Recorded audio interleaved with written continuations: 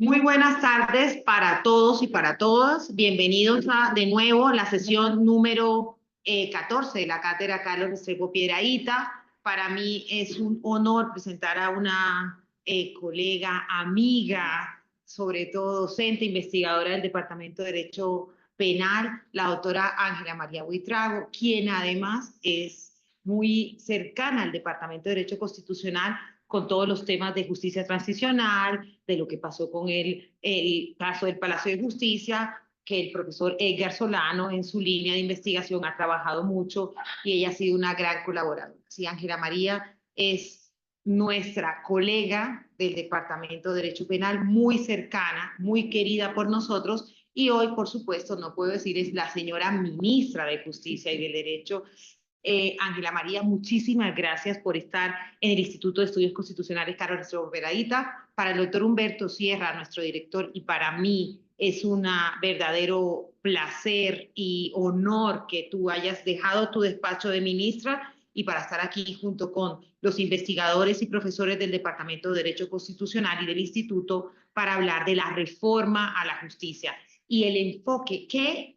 ¿De qué hablamos cuando hablamos de enfoque de género en materia de sistema penal? Por supuesto, de la mano de la ministra y una experta en derecho penal. También no puedo dejar de saludar al profesor Edgar Corso Sosa, quien es nuestro profesor invitado del Instituto de Investigaciones Jurídicas de la UNAM, quien ha querido, señora ministra, venir a escucharla también. Y Edgar es, además de ser un gran amigo de muchos tiempos de la dirección del Departamento de Derecho Constitucional, es el representante del Comité de Migraciones para Naciones Unidas. Bienvenido, doctor Corso. Señora ministra, la palabra es solo suya. La metodología que usamos es entre 45 minutos y una hora usted habla y luego tendremos un momento de comentarios y de hacer esto, ¿vale? Para usted, muchas gracias. No, pues un gusto como siempre. Yo digo que el Departamento de Derecho Constitucional me raptó hace muchos años. Hago parte del Departamento de Derecho Constitucional con Derechos Humanos, de DIH, con el tema de toda la historia de investigación en derechos humanos. Pero de verdad para mí es un gusto la invitación y agradezco al doctor Humberto Sierra y a la doctora Floralba, que sin lugar a dudas son los patrocinadores permanentes de estos eventos que ya han ocupado muchas de las áreas que nosotros miramos. Pues un gusto que esté México aquí presente, doctor Edgar. La verdad, pues la UNAM es un referente nacional e internacional. Yo he tomado muchos cursos en la UNAM, así que es parte de. Espero que la posesión sea el 1 de octubre, como se espera. Pero la verdad, un gusto y pues entrando en el tema, significará que yo les puedo contar varias cosas. Digamos que en el tema de lo que significa hablar de la reforma del sistema de justicia, de la justicia, el Ministerio de Justicia ha concebido elementos importantes para entender que la reforma a la justicia tiene muchísimas articulaciones. Es decir, la reforma a la justicia implica que todo lo que usted genere como cambio afecta o genera una interlocución con el resto del sistema. Nosotros tenemos muchas reformas que se han presentado en tema de reforma a la justicia. Tenemos reforma pensional, reforma laboral, reforma agraria, que es una de las grandes, digamos, banderas del sistema de paz y del gobierno, pero también del plan de desarrollo. Y sobre esos elementos empezamos a presentar una serie de proyectos que significa entender también la necesidad de que todos estos se articulen y generen, obviamente, una sincronía, porque cuando cualquiera de estos elementos puede generar una entropía, pues lo que pasa es que el sistema no camina y no funciona. La visión del Ministerio de Justicia desde ese punto de vista ha recorrido transversalmente varios elementos. Digamos que el proyecto es poder trabajar en una mirada interseccional, una mirada de género, una mirada que también hable realmente de la eficacia del acceso a la justicia y desde ese punto de vista también de la necesidad de mirar reformas que van a impactar en los derechos humanos en términos penales, procesales y penitenciarios. Y estamos aquí hablando de todo lo que es lo sustancial, lo procesal y obviamente el penitenciario y carcelario. Entonces, Cuando a mí me preguntan en qué va la reforma a la justicia, digo yo, pues la reforma a la justicia es un cúmulo de elementos que significa poder articular todas las áreas. La justicia está en civil, está en laboral, está en constitucional, está en penal, está en administrativo. Y desde allí, pues la mirada tiene que ser una mirada muy clara en los puntos que no están funcionando. Yo digo que las reformas tienen que ser miradas con mucho cuidado y mucho tacto, porque las reformas a un sistema generan caos, generan confusiones, generan aproximaciones en donde las personas demoran en aprender las nuevas racionalidades. Y sobre esos elementos, pues también tenemos la particularidad de los supuestos, que significa también mirar algo que es muy importante y que trabaja sobre la base de entender que estamos en un país multicultural. Y creo que esto es muy importante, porque la mirada entonces no solamente es transversal, no solamente es con perspectiva de género, no solamente es, sino interseccional. Y esto lleva a mirar también la necesidad de entender que en un mundo multiétnico, con la posibilidad que tenemos en Colombia, México goza también de esta particularidad. México tiene muchísimos grupos indígenas todavía autóctonos, incluso manejan su lengua como lengua única y exclusiva. Genera la necesidad de entender también las racionalidades de esa cosmovisión, y desde ese punto de vista, digamos que tenemos varios proyectos. Algunos ya se han radicado, otros están a puertas de radicarse, otros vienen en, digamos, en coadyuvancia con la Corte Suprema de Justicia, con la Fiscalía General de la Nación y con el Ministerio de Justicia. Y entonces diríamos que vamos a tocar unos ejes centrales que van a permitir hablar de una justicia interseccional, sí, pero una justicia que ha sido concebida, y ha sido muy interesante este proceso, desde la misma adopción por asociaciones como la COCOIN, que significa trabajar con todas las asociaciones de grupos étnicos, y que lleva a que ellos también estén de acuerdo con la mirada que se está haciendo al reglamentar el artículo 246 de la Constitución Nacional, y desde ese punto de vista también la necesidad de entender la libertad de cosmovisión, la libertad de jurisdicción y la protección de la jurisdicción indígena, pero entendiendo también que en muchos casos ellos necesitan de la complementariedad y de la ayuda de la jurisdicción ordinaria. Y esta interrelación también ha sido muy interesante desde el punto de vista de cómo se pueden articular esta jurisdicción ordinaria con la jurisdicción indígena, en qué campos es fundamental. Y aquí hay temas tan sensibles como en dónde entender que se puede hacer esta articulación, dónde se debe privilegiar la jurisdicción especial, y dónde se debe comprender también, como nos ha pasado, que los mismos grupos pidan apoyo del sistema ordinario para poder regular fenómenos que, entre otras, son fenómenos ajenos a sus culturas y a sus grupos poblacionales. Aquí vamos a ver fenómenos que, más que un simple articulado, son fenómenos de vida y fenómenos de existencia. Cuando nosotros hablamos de reforma a la justicia, no estamos hablando simplemente de modificar un artículo, estamos hablando de modificar formas de vida y llevar a efecto muchos de los elementos que son para nosotros vitales dentro de la justicia. Así que cuando nosotros vemos todo esto, tenemos claro que dentro de este contexto constitucional del proyecto de coordinación, pues se tocan aspectos que también tienen que ver con la interseccionalidad, con su visión propia, pero también que tiene que ver con la perspectiva de género, con los derechos humanos y con una serie de elementos bien importantes, que significa también mirar los elementos nuevos que están generando transformaciones en estos modos de vida. No es un misterio que, por ejemplo, los grupos de crimen organizado están generando reclutamiento de los niños indígenas, y es la población mayoritaria que se llevan desde este punto de vista los grupos al margen de la ley para enfilar y para engrosar las filas del crimen organizado. Y se los llevan bajo secuestro, bajo amenaza, bajo coacción, niños, niñas y adolescentes que truncan un futuro y que tienen obviamente elementos particulares que también están generando la pérdida de costumbres, la pérdida de posibilidad de reproducción de culturas, incluso los que están siendo vistos como posibles líderes de esos grupos étnicos, al fracturarse de esta manera, el grupo también puede quedar con graves problemas en dirección, en cultura y en arraigo.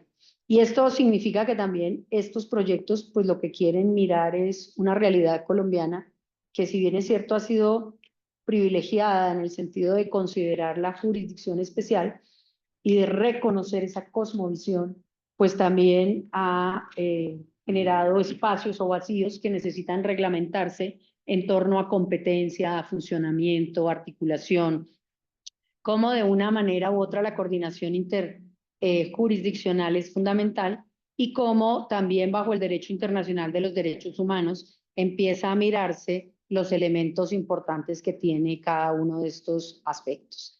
Este proyecto en particular viene desarrollándose con el Consejo Superior de la Judicatura, con los grupos indígenas, con el Ministerio de Justicia, que ha permitido también entender cómo podríamos generar una interacción productiva desde el punto de vista humano y desde el punto de vista de justicia que se está trabajando. Hay otro proyecto que tiene que ver con el tema de una reforma muy puntual, que es un proyecto que hoy en día ya está a vísperas de radicarse en el Congreso, que tiene que ver con una modificación que propone la Corte Suprema de Justicia a la Fiscalía General de la Nación, y el Ministerio de Justicia acompaña, en el tema particular de figuras dentro del sistema penal acusatorio, como las figuras del principio de oportunidad y los preacuerdos, que como decimos todos nosotros, pues estos proyectos han sido bien interesantes en términos democráticos de discusión.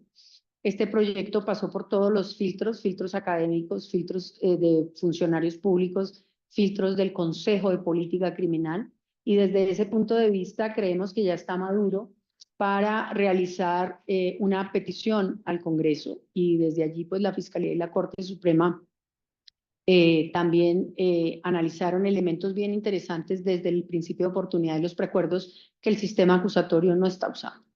En este caso en particular, y lo decía yo, toda transformación trae cambios, y yo sí creo que en el derecho comparado es muy importante ver cuál fue el cambio y cuál fue el modo de operación de justicia cuando se introduce una reforma tan diferente a las reformas y al sistema que veníamos. En Colombia, el sistema acusatorio rompió todos los parámetros. Nosotros teníamos una tradición europeo continental. Después pasamos al sistema anglosajón. Hubo muchas discusiones de fondo desde el año 2000 cuando se propone este sistema, pero adoptamos un sistema que se llama sistema acusatorio. Algunos lo denominan sistema acusatorio a la colombiana, pues somos tan típicos que tenemos que ponerle el mote de a la colombiana. Eclécticos, yo siempre digo en clase que a los alumnos, usted se salva en la respuesta si le preguntan qué teoría cogió el derecho penal y usted dice mixta. Nosotros tenemos 5 en esa respuesta. Y es verdad, porque nosotros cogemos un poquito de acá, un poquito de acá y decimos, vamos a generar. Y desde ese punto de vista, el tema del proyecto de ley, que es un proyecto de ley en relación con la figura de la reparación integral, la concesión de beneficios por allanamientos, preacuerdos y principio de oportunidad, entre otras reformas que son muy puntuales, son 14 artículos, significa que se pretende garantizar una administración de justicia penal pronta y eficaz, pero sobre todo obtener un rédito para la investigación penal. Y esto lleva a mecanismos que no son nuevos, mecanismos que están incorporados en la ley 906 desde hace muchos años, y que lo que pasa es que ante la resistencia del fenómeno que era desconocido para el sistema, se ha generado también una producción de solo 64.000 principios de oportunidad desde el 2005 a hoy. Y eso lleva a entender que cuando tenemos 2.800.000 denuncias penales, pues que se han convertido cada año en 2 millones y tantas denuncias, pues lleva a entender que en más de 25 años de funcionamiento el principio de oportunidad ha tenido grandes discusiones y grandes oposiciones. Entonces, cuando nosotros recibimos un sistema o adoptamos los mecanismos que tiene el sistema, pues el sistema fracasa. Y desde ese punto de vista, tanto los principios de oportunidad como los preacuerdos son medidas de desfogue del sistema, pero de desfogue con eficacia y eficiencia. Y no solamente por la eficiencia propia, sino por la eficacia en el sentido de que estos mecanismos permiten conocer información que le va a llevar a la Fiscalía a procesar mucho más rápido a los responsables y a hallar toda la cadena de presuntos autores y particularmente a las personas que estén trabajando sobre estos mecanismos. De igual manera, este proyecto trata algo que yo simplemente me sonrío porque ha sido parte de la costumbre de que los sistemas son lo que la jurisprudencia dice. Y el sistema acusatorio tiene una serie digamos, de momentos en donde se avanzó y momentos en donde se echó para atrás a través de jurisprudencia. Sobre esa base, aquí hay mecanismos, formas que lo que tratan de volver a su origen del sistema acusatorio es que son preacuerdos y negociaciones. Y creo que este es un punto que, digamos, yo lo viví en la justicia, no solamente colombiana, sino en la justicia hondureña, en Nicaragua, en México, en donde la resistencia por estos mecanismos es connatural a una mentalidad europeo-continental. Todavía en México el principio de oportunidad sigue riñendo con el tema del principio de legalidad. Y desde ese punto de vista, digamos que son pocas las experiencias también a nivel internacional de esta aceptación de estos mecanismos. Pero independientemente, cuando nosotros vemos la realidad de haber adoptado un sistema, lo lógico es que se adopten las medidas necesarias para que ese sistema camine. Y desde allí, cuando hablamos de la jurisprudencia, entonces la jurisprudencia también genera una serie de, yo quiero decirlo de la manera más suave, de enredos procesales, porque, por ejemplo, nosotros teníamos claro la diferencia entre allanamiento, preacuerdo y principio de oportunidades del comienzo. Allanamiento es la persona que acepta pura y simplemente la responsabilidad y tiene una sanción. El preacuerdo, yo negocio, técnicamente negocio un beneficio, pero también tengo una sanción. Y el principio de oportunidad es la no iniciación, la suspensión o la renuncia a la acción penal. Y ahí no hay condena. Entonces ya sabemos que el principio de oportunidad es muy diferente a los otros dos elementos. Sin embargo, la jurisprudencia en un momento dado, hace unos años, decidió sacar una línea jurisprudencial en donde decía que el allanamiento y el preacuerdo era lo mismo, cuando ontológicamente son diferentes, cuando le permiten solo ciertas medidas, pero eso también llevó a homologar figuras que no son homologables. Este proyecto vuelve a rectificar en sentido de entender qué son las diferencias, cuáles son las diferencias, y desde ese punto de vista, qué significa comprender que se pueden aplicar o no. Desde allí, entonces, digamos que este es otro elemento que puede estar visto desde la reforma a la justicia como un elemento necesario para que se racionalice y digamos que en este contexto es importante verlo para que se restaure el equilibrio y para que los fines del sistema acusatorio lleguen a lo que se pretendió desde el primer momento. Se quiere estimular la temprana terminación y oportuna terminación a través de un elemento de colaboración por parte de las personas que participaron en estos hechos. Y desde ese punto de vista, pues esto beneficia a todos, beneficia a la investigación, beneficia a los jueces y beneficia sin lugar a dudas a la persona que está en un proceso. Los procesos, yo a veces prefiero no decir cuánto dura, porque los sistemas están previstos para lo siguiente: 30 días para imputar, 30 para acusar y 30 para resolver. 90 días. Y tenemos procesos que han durado 10 y 12 años. Y sobre esa base, el tema es qué está pasando en la justicia. ¿Y qué está pasando? Pues sin lugar a dudas una sobrecarga violenta, una acción penal ejercida de manera indiscriminada por la mayoría de gente, pero también una política punitiva excesiva del Estado. Y esto lleva a que todo se quiera solucionar por la vía penal.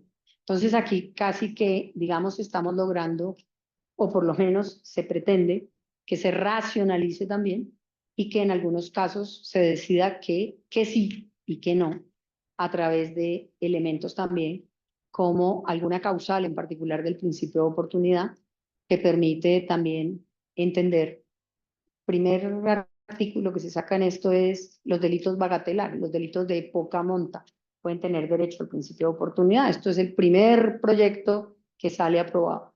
Hoy en día se dice delitos de baja intensidad y sobre esa base cómo se podría trabajar. Pero también vemos cómo se privilegian mecanismos que tiene la ley 600 actualmente, como es el tema de reparación integral, y lo que significa entender que se puede terminar anticipadamente el proceso reparando de manera integral a las víctimas. Esta norma existe en la ley 600, que es paralela a la ley 906. Recuerden que la ley 600 y la ley 906 están vivas.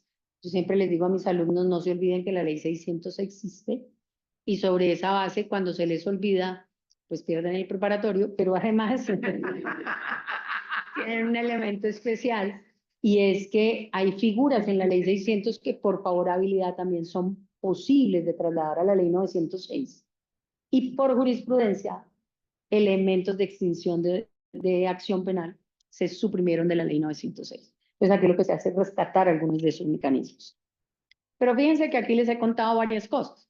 Una reforma a la justicia tiene que ser una reforma transversal, una reforma que se ocupe de todos los elementos, una reforma que mire de manera diferencial, que genere interseccionalidad, que permita hablar con toda tranquilidad de las diferencias en población vulnerable, que se hable del privilegio del proinfancia en protección de los menores, que se hable del tema de género en protección de género y no solamente de mujer, porque aquí normalmente identificamos género como mujer, pero creemos que la política de género tiene que ser transversal, género y LGTBIQ+, que sobre esa base también tienen una gran discriminación y un gran problema en acceso a la justicia, en derecho a acceder a los medios que lo reparan, pero sobre todo en la cantidad de prejuicios que hay frente a las conductas que se desarrollan con respecto a estos sujetos.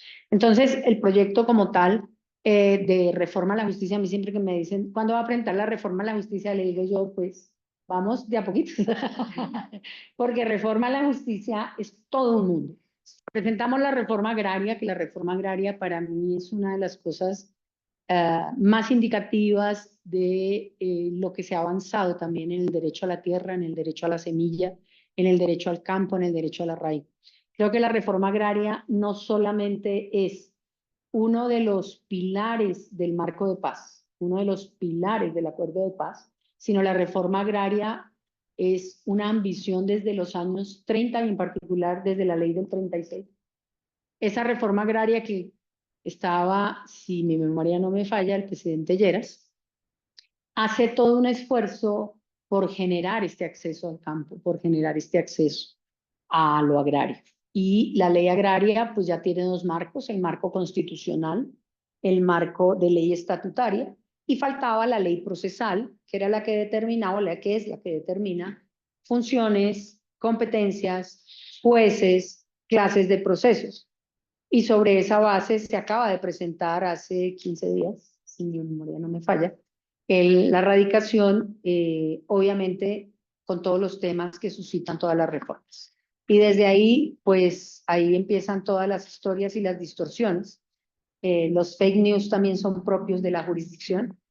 Y desde ese punto de vista, pues, uno ha oído toda clase de versiones. Lo cierto es que la ley agraria tiene en toda su esencia mucho de la ley 160, que lleva a reglamentar cómo van a ser muchos de esos procesos, pero incorpora jueces para la mayoría de casos. Segunda instancia que no tenían los procesos, lo cual es una garantía universal del debido proceso. Y desde allí empezamos a ver cómo la reforma agraria también va a generar muchas opciones de mejoramiento de vida y muchas opciones de cumplimiento de esos derechos humanos a los que tiene derecho la población en general. Creemos que el debate empieza con la ley agraria, empieza con todas estas reformas, pero sin lugar a dudas, pues va a dar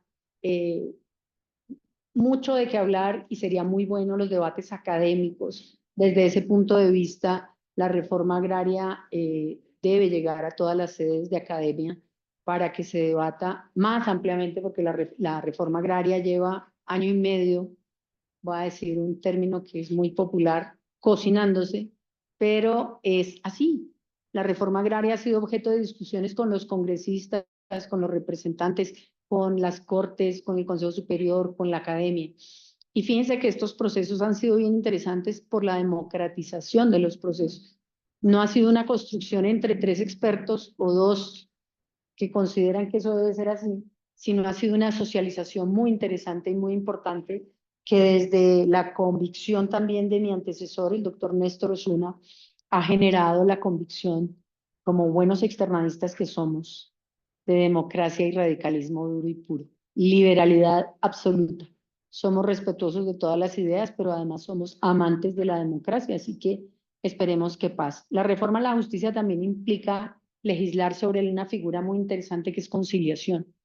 Hay que complementar el marco constitucional sobre el tema de la conciliación y de los mecanismos alternativos de solución de conflictos.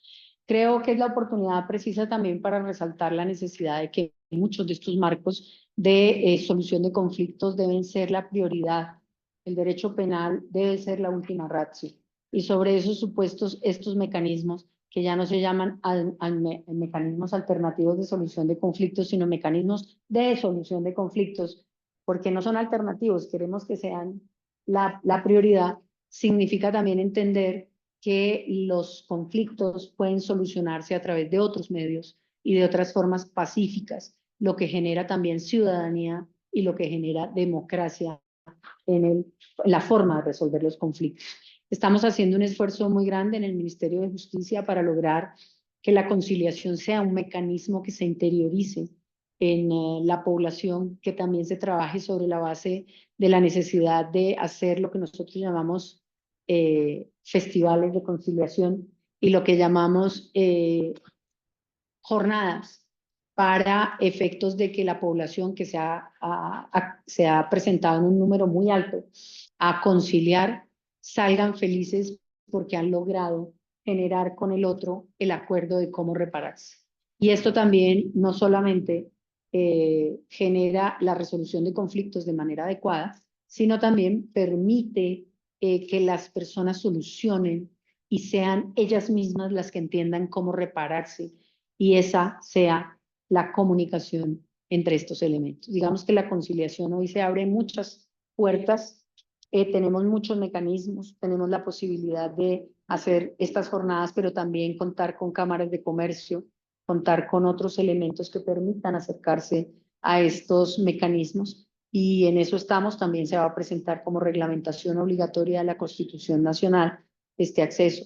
Tenemos figuras tan interesantes como la reforma que se va a radicar en próximos días a la 1098 del 2006, que es la ley de adolescencia e infancia, que se llama el famoso Sistema de Responsabilidad Penal de Adolescentes, el famoso SRPA. Y ahí empezamos a ver que a través de un trabajo que fue muy, yo digo que muy satisfactorio, pero además también muy ejemplificante, son los jueces que se encargan de esta función, los fiscales, los magistrados, de ver cuáles han sido los vacíos que tuvo esa ley, que son muchos. ¿Cuál es la realidad de una medida que se va a implicar en el tema de reparar al joven, de restablecer al joven? Porque la sanción no es sanción en el sentido textual de su denominación, sino es una medida que repara y que restablece.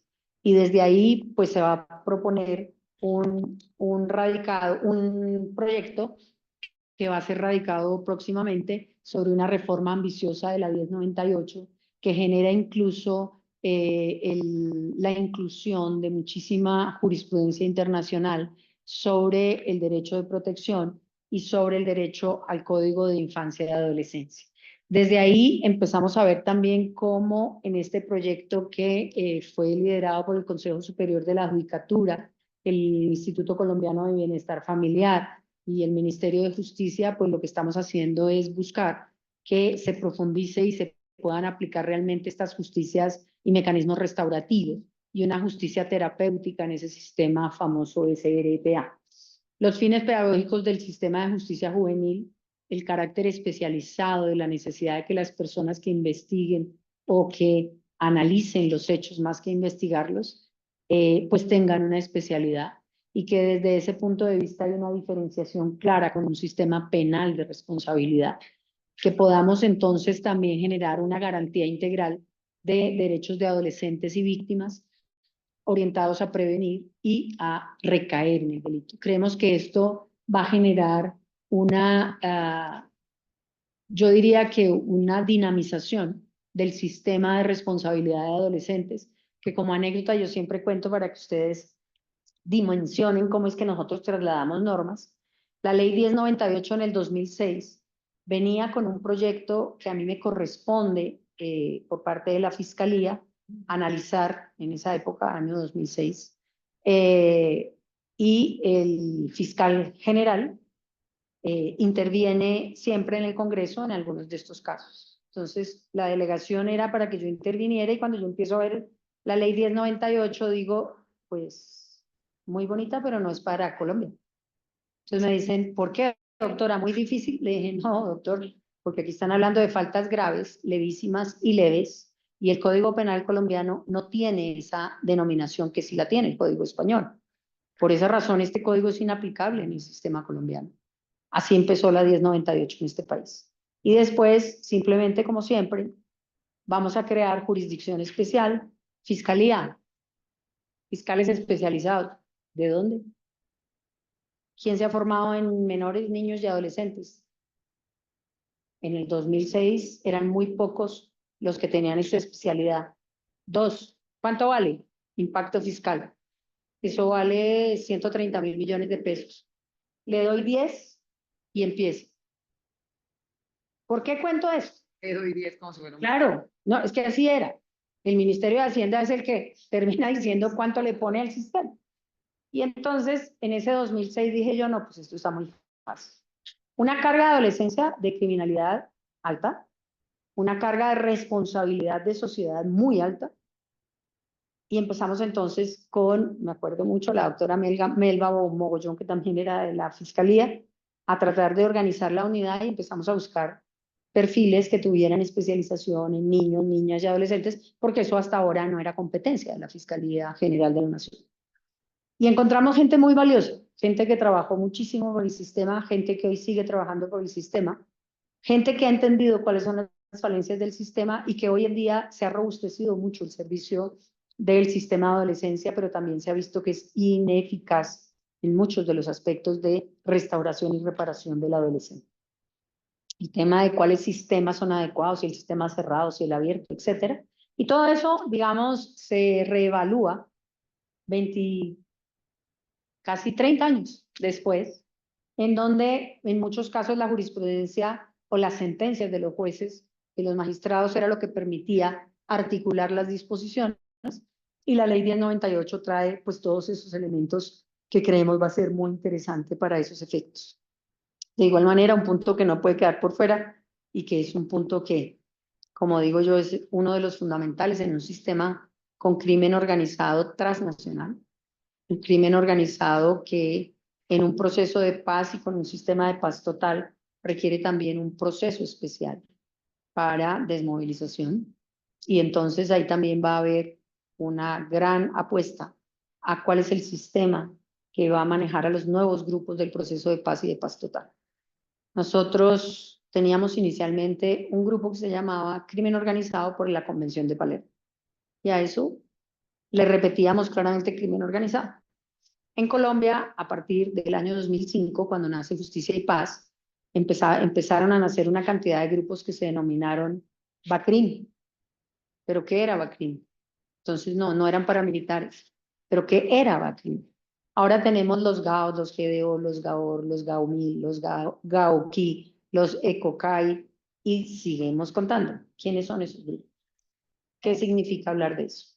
Y desde ese punto de vista tenemos una definición convencional también que tiene que ver con los grupos armados organizados en conflicto no internacional, y eso tiene una serie de condiciones para hablar de procesos o debido proceso.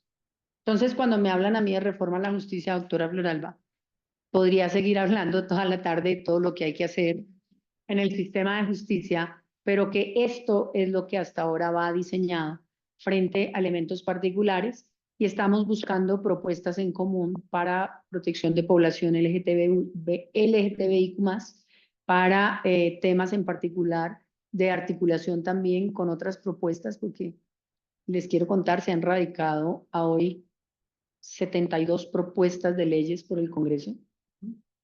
De esas, 27 en tema de niños, niñas y adolescentes, 11 en género mujer, violencia digital, violencia vicaria y demás.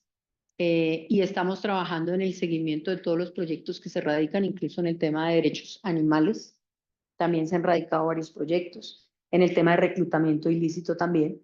Y esto obliga también a hacer una mirada colaborativa con los proyectos de ley, también en función de que es que esto no es de nadie, esto es para la sociedad.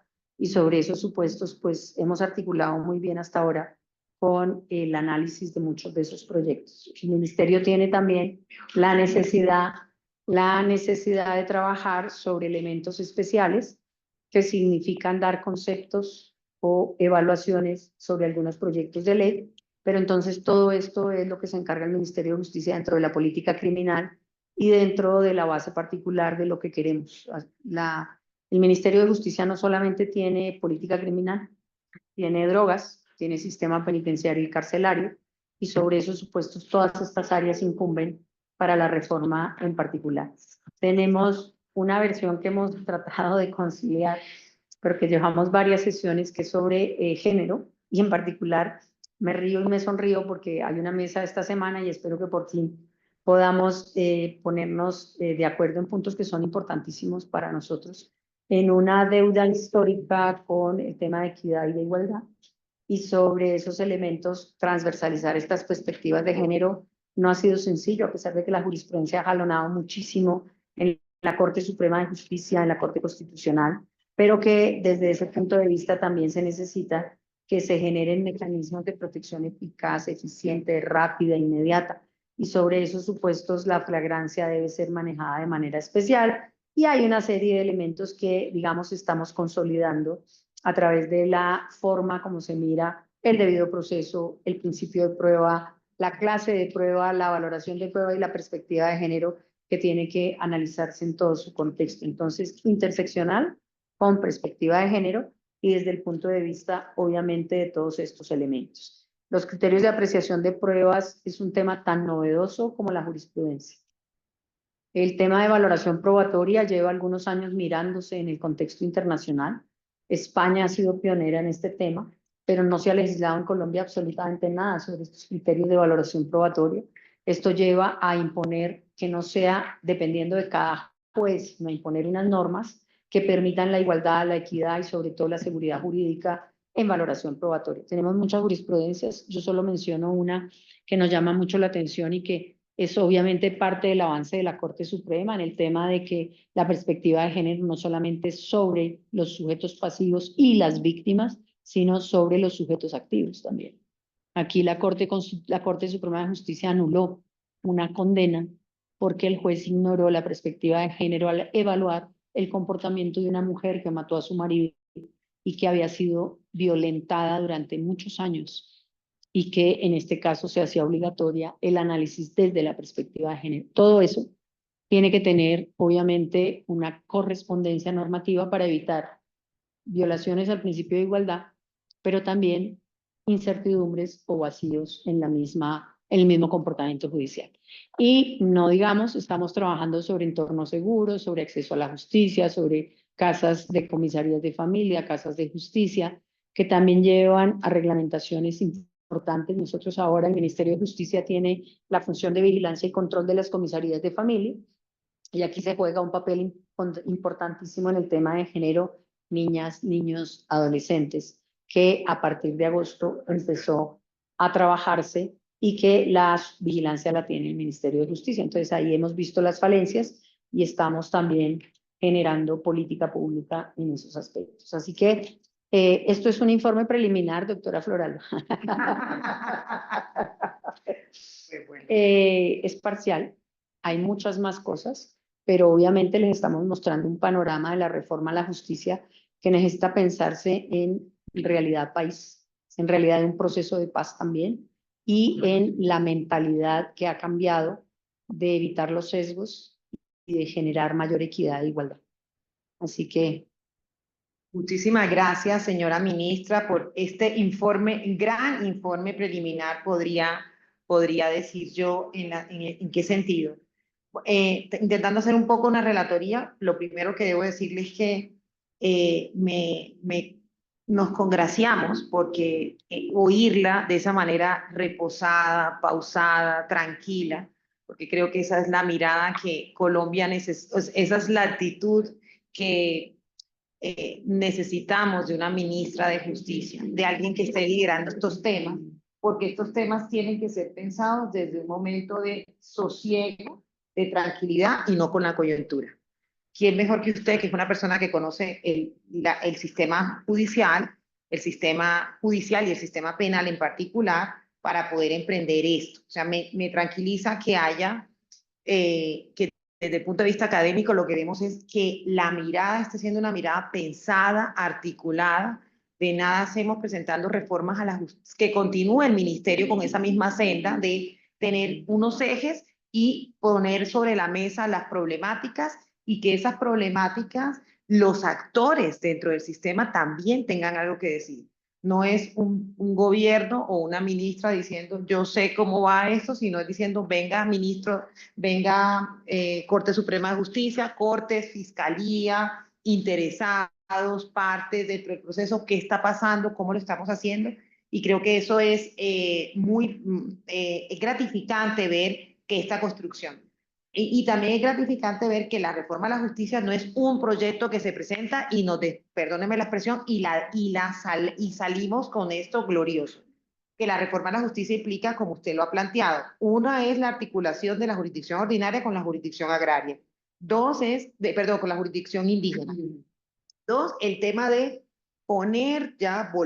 esperar a que la Corte saque el control previo de constitucionalidad de la ley estatutaria de jurisdicción agraria y con la construcción de no tan importante proceso agrario y rural, que también implica la creación de unos sujetos distintos, diferenciados también, a partir de lo que implica esta jurisdicción agraria, que no es simplemente los auxiliares de la justicia normales, sino que aquí vamos a tener, y no es que estos sean anormales, sino digo, diferentes, distintos, como los sociólogos, los antropólogos, los geógrafos, para entrar a determinar la titularidad y la propiedad de la tierra. Y también esto, hablar de la modificación de la fiscalía frente a principio de oportunidad y preacuerdo. Claro, cuando yo la oigo y veo 64.000 principios de oportunidad de 2005, como una ciudadana preocupada le digo, me parecen muchísimos, pero entiendo que en materia de 20 años 64.000 es poco, porque a veces pensamos que los 64.000 solo hablamos de estas figuras en casos que salen en los medios de comunicación, que son los que están en la Corte Suprema de Justicia, pero la idea es que estas figuras sirvan para todos los niveles, para el juez penal, para el juez de circuito, para el tribunal, y no necesariamente en lo que vimos, que es en la Corte Suprema, de Justicia. En ese sentido, lo pongo en esa determinación. Pues, y lo de los delitos de baja intensidad, y lo de la conciliación, los temas de infancia y adolescencia. Y por supuesto, usted tiene un equipo muy, debo decirlo sin sonrojarme, porque hace parte del Departamento de Derecho Constitucional, un equipo que la acompaña, que sabe mucho es la autoridad en los temas LGBTIQ+, y creo que eso también con su experiencia internacional y nacional, pues hará que en realidad sí, es verdad que el tema de género tiene que verse como no podemos meter en un solo, no es lo mismo hablar de igualdad entre hombres y mujeres que hablarnos de la diversidad sexual, que tiene que ser tratada de una manera diferente. Señora ministra, quiero decirle que usted aquí tiene 15 personas presenciales y tiene 20 personas conectadas. Un saludo para las conectadas. Saludo a todas las personas que están conmigo aquí. Quiero decirles que ahora tengo el espacio para abrir preguntas. Si alguien quiere hacer alguna pregunta a la señora ministra, a bien tenga frente a las determinaciones. Allí tienen una. ¿Quién? Mario. Bueno, no, entonces tenemos Mario, ¿alguna otra persona? Listo, entonces tenemos Mario Espina, profesor del Departamento de Derecho Constitucional, y luego de Propiedad Intelectual, muy bien. Juan Manuel Rojas, Oscar Rodríguez y el profesor Eco. Bueno. Y ahí tiene ahí a su fanaticada, el doctor William Monroe y todo, están conectados. Un saludo para todos. Tiene ahí a Davinson Pedroso Guerra, inmediatamente Davinson ya le damos la palabra con todo. El doctor William Monroy, lo saludamos, ahí está muy juicioso oyendo la doctora Ángela María. Está muy bien. Bueno, muchas inquietudes para los temas tratados en la exposición. Quisiera centrarme en un aspecto, pues para mí es, aunque me parece altamente relevante hoy en día, y tiene que ver con el sistema de responsabilidad juvenil y cómo se ha dado históricamente, en ocasiones se han dado una especie de, ¿no? de binomios o incluso en ocasiones líneas contrapuestas en materia de interpretación del derecho, por ejemplo, en el ámbito del reconocimiento de la capacidad y la responsabilidad de niños, niñas y adolescentes. Y recientemente la Corte, pues, en los últimos años, ha dado una línea importante en materia de reconocimiento de la capacidad del adolescente, ¿no? Y en ese sentido, pues surgen muchas inquietudes y una de ellas es si, por ejemplo, hoy en día hay una propuesta, bueno, es una propuesta que siempre surge en cada legislatura y tiene que ver con la prohibición de matrimonio de personas menores de 18 años. Entonces, pero yo también veo que por una parte la Corte ha ido entendiendo que a esta población, por lo menos población de 14, 18 años, pues se le debe reconocer capacidad también jurídica para decidir en ciertos ámbitos de la vida, pero por otra parte, pues seguimos con cierta línea paternalista en esta materia. Y eso, esa línea paternalista también es problemática porque también tiende en ocasiones a limitar la autonomía del ser humano, ¿no? Entonces, en este caso, ¿usted considera que esa propuesta de matrimonio, sí, de limitar el matrimonio, si es una buena estrategia para efectos de garantizar derechos de esta población? Quiero oírlos a todos. No, uno por uno yo les contesto. Estupendo. Gracias, doctor Mario. Cuando uno invita a una profesora. Gracias, doctor Mario. Bueno, primero, gracias por la pregunta. Yo creo que aquí también tenemos un sistema de convencionalidad que nos rige. Y desde ese punto de vista, la convencionalidad implica entender dos cosas. Yo creo que no es un sistema paternalista, es un sistema que entiende que no hay el desarrollo suficiente cognitivo para poder tomar una decisión de esa envergadura.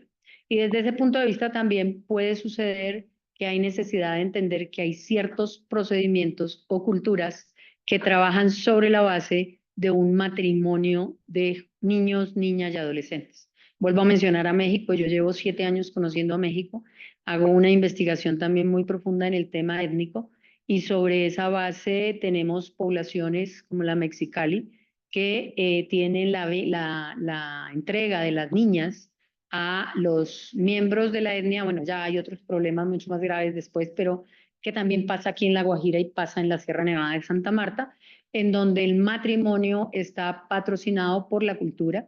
Y aquí se presentó una discusión bien interesante, entre otras, se penalizó, y ahorita en el estado de Guerrero hay una ley en particular en donde se penalizó el comportamiento.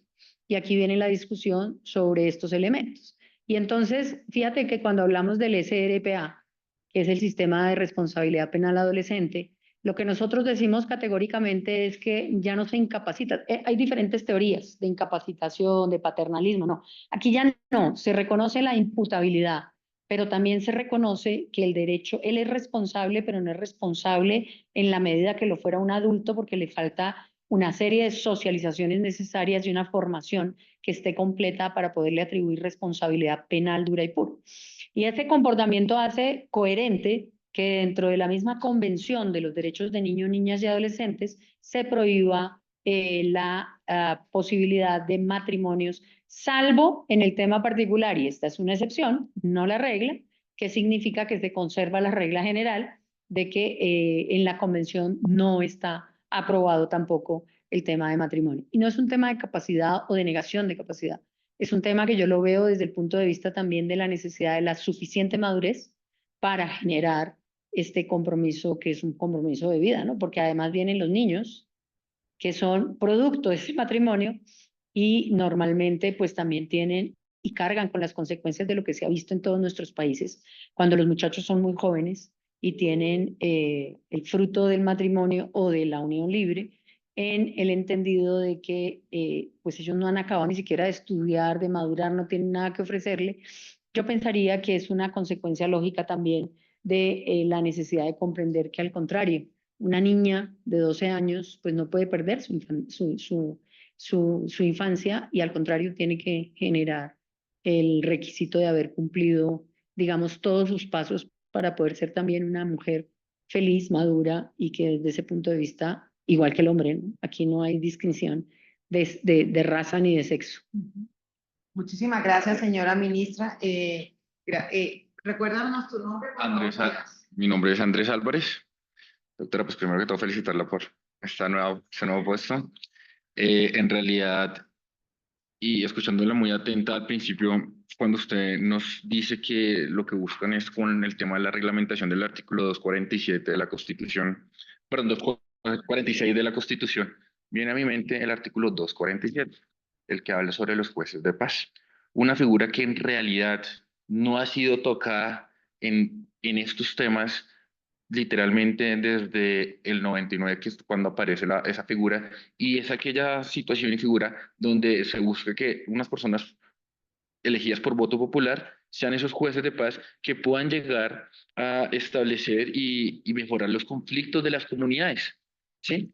Y al estar ustedes, como usted lo dijo un momento, en deuda pues con la equidad, con la igualdad, ustedes pues en este proyecto de reforma a la justicia, manejan o van a manejar o se van a pronunciar respecto a esta figura que en realidad sirve mucho, porque sirve, no una clase con el doctor Jimmy Rojas nos dimos cuenta que en realidad sirve porque al final terminan siendo sentencias en equidad, y es más, el doctor Humberto Sierra Porto en el 2012 sacó una sentencia muy específica sobre esto y que nos dimos cuenta en realidad que en lo ordinario sirve demasiado para poder quitar tanto peso a los jueces. Pues no sé si ustedes dentro de la reforma lo contemplan, lo manejan y lo estudiaron, ¿sí? O no se acordaron de casualidad de este punto en particular, que es el siguiente artículo. ¿Mm? Correcto, pero... perdón. Bueno, pero bueno, digamos, era como esa primera pregunta que causó curiosidad, y digamos la que sí me llevaba era el tema penitenciario y carcelario. El compliance nos ha demostrado en realidad cómo podemos buscar, en serio, la mitigación de los riesgos y el tema relacionado con la corrupción, porque es muy grande en los centros penitenciarios carcelarios, y con el tema del IMPEC, ¿ustedes qué están manejando y cómo lo van a manejar en esta reforma? Muchísimas gracias. Bueno, a la primera pregunta, los jueces de paz están construidos desde la Constitución colombiana. Los jueces de paz funcionan y funcionan mucho afuera. Es más, hacen grandes esfuerzos porque el juez de paz tiene que pagar su tiquete y pasaje para ir a producir decisiones de juez de paz. Trabajan en algunas casas de justicia. Estamos reglamentando la necesidad de que tengan, digamos, los recursos suficientes para estar en un espacio. Pero el tema particular es que eso ya está reglamentado. Meterle una reforma al juez de paz sería el mayor absurdo, en el sentido de que el juez de paz tiene una función constitucional clara que llevaría a entender que lo que hay es que promoverlos, prohijarlos. Y desde ese punto de vista, las casas de justicia pueden ser un mecanismo idóneo. Por esa razón no se piensa en ninguna reforma frente al juez de paz. Lo segundo, en el tema penitenciario y carcelario, la doctora Floralba tendría que hacer una sesión por ahí de un año para contarle lo que estamos pensando en el tema del sistema carcelario y penitenciario, pero hay dos cosas. Desde el punto de vista sociológico, la cárcel es una reproducción de la cultura y del mundo social. Ese mundo social se entiende como una subcultura, y esa subcultura traslada los mismos elementos que tiene la sociedad. Entonces, en la cárcel tú tienes corrupción, y ojo con esto, yo no estoy diciendo que todos sean corruptos, eso es muy importante, pero tienes corrupción también de los PPL. Los PPL o los detenidos significa que generan gobernanzas territoriales en los patios, significa que cobran, que saben quién puede comer y quién no, que significa que ponen una tarifa para que tengan acceso a X, Y o Z. Guardas también hemos hecho una labor interesante sobre el tema de qué es lo que está pasando, porque tienen acceso a estupefacientes, por ejemplo, en el centro carcelario. y usted no se alcanza a dimensionar las prácticas que tiene el país. Hemos visto cómo desde afuera de la penitenciaría botan paquetes adentro de la penitenciaría, cómo hay lamentablemente cárceles que están enclaustradas entre las viviendas y entonces el espacio marginal de protección es muy poco, el andén. Y ahí ve usted una cantidad de prácticas y contamos también con prácticas corruptas de algunos funcionarios del INPE. Ya se han capturado varios, pero el tema es qué significa. 3, la política es una política a largo plazo, pero es una política que tiene un problema histórico de inconstitucionalidad y de cosas inconstitucionales desde hace más de 50 años. El sistema carcelario en Colombia ha sido una frustración. El sistema carcelario no rehabilita, no resocializa, no genera trabajo para todos, genera disgregación, segregación, prácticas de gobernanzas muy fuertes. Y eso no es que uno lo pueda solucionar con una decisión de un juez que diga, "Oh, mañana me le quita todo eso a la cárcel". No, no puedo. Tiene uno que tener políticas de largo y largo alcance, pero sobre todo también una institucionalidad transversal. Aquí tienen que actuar todas las instituciones. Tienen que actuar Defensoría, Procuraduría, Fiscalía, jueces, gobierno. Y esto es algo que estamos tratando de hacer en el sentido de la necesidad de entender que necesitan también capacitación, necesitan formación, necesitan opciones para salir. Una vez salgan, poder garantizar también que tengan una subsistencia, si no vuelven a reincidir. Y esto es un factor que se da en todas las sociedades. Mire, yo acabo de tener una reunión con 22 ministros de justicia. Esto no es solo Colombia. El tema carcelario, el hacinamiento carcelario y el problema carcelario es del mundo entero. Entero. Hay cárceles que uno conoce a nivel internacional muy buenas, Estados Unidos, y allá también hay llamadas indebidas y hay entradas de celulares. No me gusta hablar tanto de México, pero como ya México lo quiero mucho, igual. México tiene un gran problema con el sistema carcelario y me conocí todas las cárceles. El altiplano, los cerezos que llaman allá, ceferezos. Y ahí empieza uno a ver que la política es una política universal, es una transformación dentro de un mundo pequeño de la sociedad que estamos viviendo aquí. Así que se está tratando de promover cambios, pero esos cambios son estructurales, esos cambios no son de quito acá y pongo acá. Listo, Andrés. Muchas gracias, señora ministra. Juan Manuel, si quiere, señora ministra, hacemos para un... presidencia. Exacto, entonces Juan Manuel, Oscar y el profesor Edgar, ¿sí?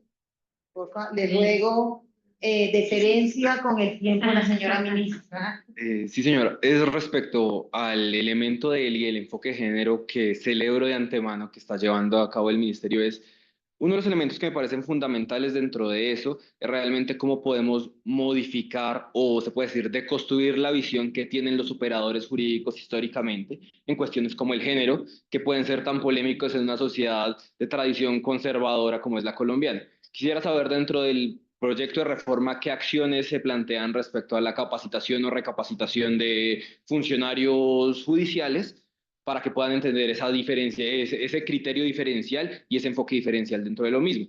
Encontraba el caso mexicano, en el cual tiene una serie de características especiales para capacitar al funcionario público que va a realizar sobre cómo deben realizarlo. Entonces quería saber, en primer lugar, si dentro del enfoque que está dando el ministerio también se ha entablado esa capacitación o esa formación por parte de los funcionarios judiciales. Y En Colombia, tanto a los jueces como al público en general, porque ahí tú tienes problemas de sesgos culturales. Esos sesgos no son fáciles de cambiar y requieren un readiestramiento en muchos campos. El tema en particular es que desde ese punto de vista, la formación, la escuela Rodrigo Lara Bonilla, el Consejo Superior de la Judicatura, la Corte Suprema de Justicia, la Fiscalía General de la Nación, el gobierno, el Ministerio de Cultura, el Ministerio de Justicia, ha hecho capacitación y formación. Lo que pasa es que cuando, y esto lo voy a decir con todo el conocimiento que significa también ser docente, cuando la cultura lleva inmersa una serie de sesgos y concepciones, mientras no transformes la cultura realmente, esto se sigue reproduciendo. Y sin lugar a dudas, yo no diría que somos conservadores, somos conservaduristas, que es peor. Y desde ese punto de vista, el tema es también el no respeto por el otro. Y creo que esto es muy importante a través de la cultura, por eso se están haciendo campañas de formación, campañas de capacitación. Nosotros tenemos muchísimo, tenemos cartillas, tenemos protocolos que se han desarrollado para tratar de, digamos, dar a conocer todas las organizaciones internacionales, la ONU, la CIDH, el Tribunal Europeo, ha generado una serie de política pública en este sentido que se ha vuelto obligatoria para nuestros países. Pero mientras no seamos conscientes de que este es un tema cultural y que desde ese punto de vista todos estos temas, y también desde la religión, ¿no? Porque aquí hay grupos religiosos que llevan a una serie de elementos que implica también la segregación y la discriminación. Entonces, esto necesita mayor capacitación. Llevamos mucha, se ha mejorado muchísimo, incluso las sentencias han jalonado posiciones interesantísimas sobre género, sobre población LGTBIQ+, y sobre no discriminación.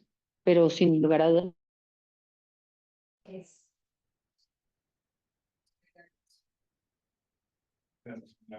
Tengo dos preguntas muy concretas. La primera es si el Ministerio de Justicia ha tenido alguna consideración en torno a la justicia penal a raíz de las críticas que se han formulado. Y segundo, digamos que usted ha mencionado que la reforma de justicia se compone de muchos elementos que no pueden entender lo acto. Sin embargo, es todo un aspecto normativo que, digamos, cómo empezar a construir esta reforma desde lo social, que a propósito de los casos de justicia de mano y como Bueno, esa es otra pregunta de varias tres años. Sí, Pero ahora sale, sí. Frente a la segunda pregunta en particular, digamos que hay que reconocer la necesidad de que se está haciendo de entender las vulnerabilidades del territorio, de poder generar también una empatía y una ciencia con la situación de cada uno de los departamentos. Creo que el enfoque territorial es un enfoque aceptado desde el punto de vista también de lo que necesita cada uno de los lugares. No todos los lugares necesitan lo mismo. Y eso lleva a la diferenciación, precisamente a la construcción de políticas en donde los fenómenos de violencia son diferentes. No es lo mismo hablar de Bogotá que hablar de Arauca, o hablar de Cauca, o hablar de Palo, o hablar de Palo. Ahora tenemos una situación muy grave, que es también la falta de georreferenciación de criminal. Es decir, antes teníamos sitios identificados claramente, hay grupos que estaban establecidos en determinados sectores, y sobre esa base, digamos que todo el aspecto social se transforma. Y cuando hay violencia, no tienes salud, no tienes agua, no tienes educación, no tienes derecho a vivir, no tienes nada, ni derechos humanos. Y desde ese punto de vista, el tema de la violencia, un ataque frontal tiene que ser frente a estos factores. Que se optó, digamos, en el proceso de paz. Y el proceso de paz que llegas a tratar de desactivar esta violencia. Pero el conocimiento del territorio es fundamental. Y sobre esa base, los centros sociales son parte del proceso también. Y si tú no tienes el Estado presente, pues va a suceder lo que sucede con la gobernanza local que estamos viendo. Y la primera pregunta, justicia penal militar, que nosotros tenemos inclusive un miembro que es el director de Fiscalía de Justicia Penal Militar en el grupo de justicia. Ahí se han hecho algunas propuestas frente al tema de la ley no para el tema de justicia penal militar. Pero digamos que cuando tú hablas de los problemas de justicia penal militar, yo creo que eso ya muchos están desatados desde el punto de vista jurisprudencial y legal en el tema de derechos humanos, en donde la competencia de la ordinaria es fundamental. Que se crean conflictos de competencias de otra cosa, ya está hace rato, digamos, manejado. Y la justicia penal militar es más para los delitos propios que para otra clase de legislación, pero todavía se quieren de competencia. Y ya están resueltos desde lo normativo, desde la jurisprudencia. profesor Alfonso. Pásame por favor. A ver si.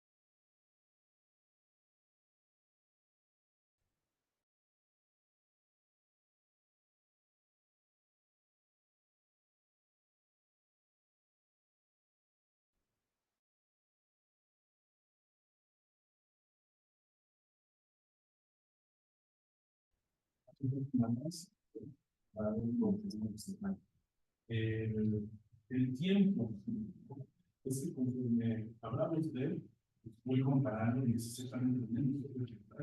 Nos tratamos a lo mejor de un poquito a la izquierda, un poquito más a la derecha, un 5%, pero es que tardan 90 días, pero que pueden tardar más de 10 años. Nosotros tenemos en la Constitución una disposición. La Constitución, eso no quiere decir que se salga todo. Tenemos expuesto más bien en el texto de la Constitución que dice: será juzgada a las personas antes de 4 meses si se trataron de delitos cuya pena máxima no exceda de 2 años de prisión, y antes de un año si la pena excediere de ese tiempo.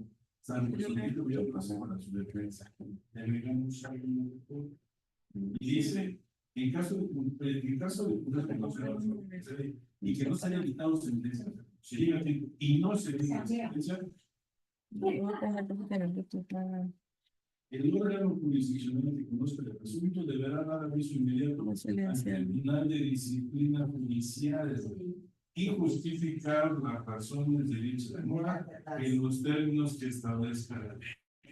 Es un texto muy fuerte. Y la realidad. A ver qué es lo que pasa, porque si un tribunal de disciplina judicial empieza a ver esto, pasará a ser mismo, pero no hay que la realidad que se lleva lo pusimos. Pues simplemente publicado el 15 de septiembre. Y finalmente solo una visión macro, visión personal, visión universal.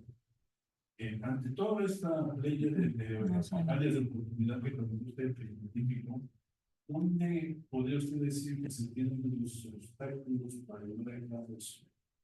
Legislador, una multidisciplinar, sociedad, que dice ustedes, una cuestión cultural, y como nosotros examinamos al Estado, por ejemplo, si usted está pensando en Colombia, le voy aprendiendo lo que podemos hacer, pero no hemos. Hola, buenas tardes. Eso era, no hay eso sería no, pues, y señora ministra, le cuento algo que en el chat, que no le voy a dar por razones anónimas, Carlos Pedrosa me está haciendo una pregunta que es así que ameritará 6 sesiones, no, un año más de sesiones, porque le está preguntando que cómo ha pensado que se puede articular la SU 185-2022 de Baldío con la jurisdicción agraria, que es obviamente una pregunta no de preparatorio, no de tesis de postdoctorado. Pero es un tema que se considera en la República. Pero es un tema, pero al final es que la misma sentencia per se tiene muchos problemas. Claro, y indefensiones que después toca revisar. Pero sí, pero gracias por la pregunta. Sí, yo que tengo un radio solamente. 7 años no son pocos. Fue muy padre. Sí. Pero además en un caso que no llegó a la ley. Dos, mire, yo creo que el problema está en lo social y en lo legislativo. Porque usted a cada propuesta que hace sale, como siempre, la cantidad de críticas que ni siquiera han tenido posición de ver el articulado, y se crean una cantidad de mitos que generan invalidaciones de puntos que pueden ser muy importantes y que pueden ser discutidos y discutibles, pero que si usted no los deja llegar, pues no. El tema político, usted lo conoce mejor que yo en México y en nosotros también tenemos problemas, digamos, en campos en donde hay oposición personal. Si es suyo, no pasa. Y eso significa tener en valoración todos estos elementos. Y desde ese punto de vista, yo creo que es un trabajo articulado entre sociedad, medios de comunicación, que es fundamental, porque hay que explicarles también, en muchas ocasiones falta el mensaje comunicativo. Y creo que esta parte pedagógica es muy importante también, porque los medios reproducen lo que la gente dice. Y si la gente es alarmista y dice algo que no es, bueno, los fake news también son parte de lo que estamos viviendo en esta era moderna que es tan compleja. Pero yo creo que esos son los problemas fundamentales. Yo agradezco enormemente las preguntas, la asistencia, pero me tengo que ir. Quedamos pendientes de 3 años más para que No, más, señora ministra, solo una foto con todos. Claro. Con la ministra. Con gusto. Manu, ayúdame porque no llegaron los fotógrafos. Vamos a finalizar la sesión. Sí, por favor, mañana los espero en la sesión número 15 con el profesor Edgar Corso. Les pido disculpas por todas los problemas de audio, pero hay cosas que lo siento, gracias, mañana nos vemos.